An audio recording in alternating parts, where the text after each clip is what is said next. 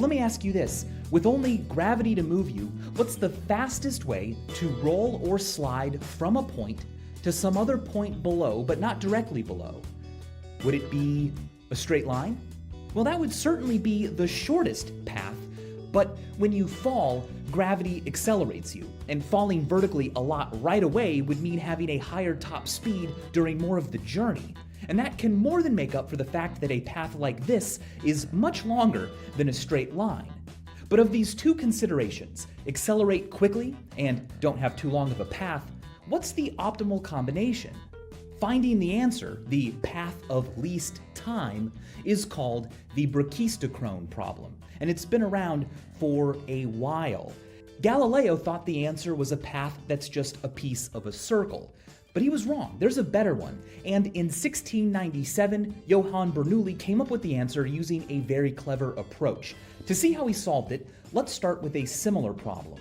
You are standing in some mud and you want to run to a ball in the street as quickly as possible. Now, a straight line would be the path of shortest distance, but if you can run on pavement much faster than you can run in mud, the path of shortest time would be one in which you spend less time moving slowly in mud and more time on the surface you're fast on.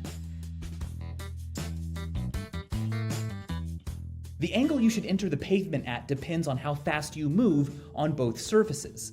As it turns out, when the ratio between the sines of these two angles equals the ratio between your speeds across both surfaces, the resulting path will be the optimal, quickest route.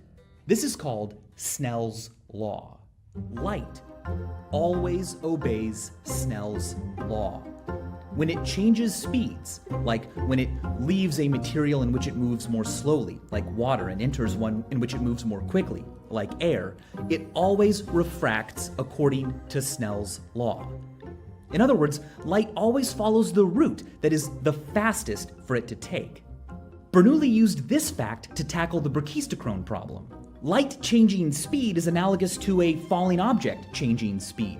But of course, a falling object doesn't just speed up once, its speed is always increasing, it's accelerating. To mimic this, using light, which Bernoulli knew would always show him the fastest possible route, all he had to do was add more and more thinner and thinner layers in which the speed of light was faster and faster and faster. And, well, what do you know? There it is, the brachistochrone curve. The path of least time. Roll down a track like this, and you will beat anything rolling down any other path every time. Bernoulli was clever enough to realize that this curve can be described in another way, as a roulette. Specifically, he noticed that it was a cycloid, the path traced by a point on a circle rolling along a line. A cycloid satisfies Snell's law everywhere.